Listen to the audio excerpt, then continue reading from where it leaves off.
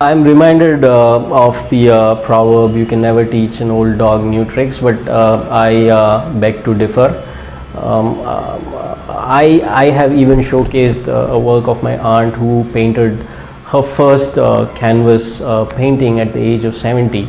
So I believe if you think you like something, you want to gain more interest in something, gain more expertise in something, if you can put your mind to it, I think there is no way you cannot learn new stuff. And the fact that it brings in so much of joy when you do something, you by default want to learn more and gain that necessary expertise.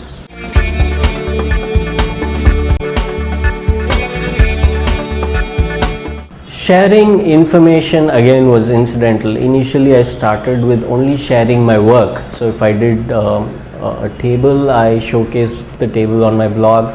If I did a lampshade, I put that on my blog. But over a period of time, I realized people wanted to know how it is made.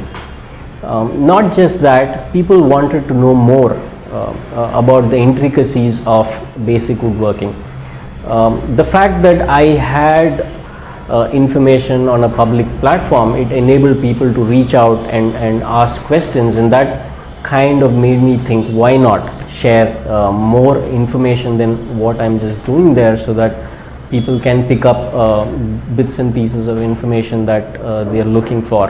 And today you wouldn't believe that 80% of the traffic that I get in my blog is from people who are looking for stuff in Google, and not from referral traffic or people who are following me on Facebook. So there are people looking for information.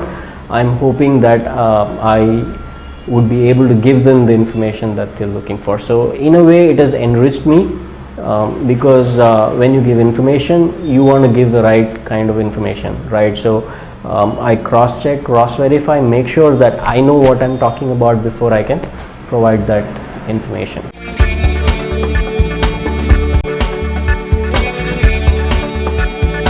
It has helped in a big way. One is doing things together. You actually also compensate for the loss of family time that you otherwise encounter if you were to be focused on a hobby. So to a very large extent, there are projects that we work on together. Two is it's not something that you can do yourself. Sometimes when you're cutting something, nailing something, you need somebody to hold. That is one aspect of it. But there are other projects where I lack the skill, where she compliments me. For example, painting and craft is something that I don't, I'm really not good at it, or I haven't really tried. So that's where she comes in. So where I am lacking in skill, she is making up for it. That's one aspect of it. Two is to bring in a wider range of audience into the blog. It made it all the more important for us to focus on a wide range of activities. So if I were to talk only about woodworking, where there is use of power tools and predominantly hard work is involved, it may put off a certain section of people. So I wanted to make sure I bring in a wider section of people into the blog. So from woodworking, it became a woodworking DIY arts and crafts blog, and anything artsy, craftsy, my wife contributes to that.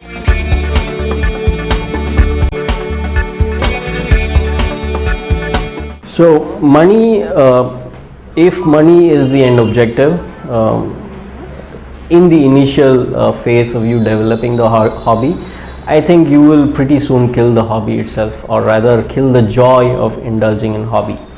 If you put your passion into what you're doing, at some point in time, money is certainly bound to come your way. When you excel, when you show obsession, when you show passion, it is something that will come your way, right? So money, I wouldn't really term as the only sustaining factor for you to continue doing a hobby.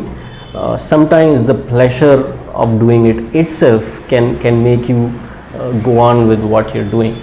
And today, honestly speaking, I make absolutely no money out of my hobby. Of course, when I make something for someone else, I do charge them for the material and some amount for the labor that I do, but it's not a business per se. Today it's a hobby.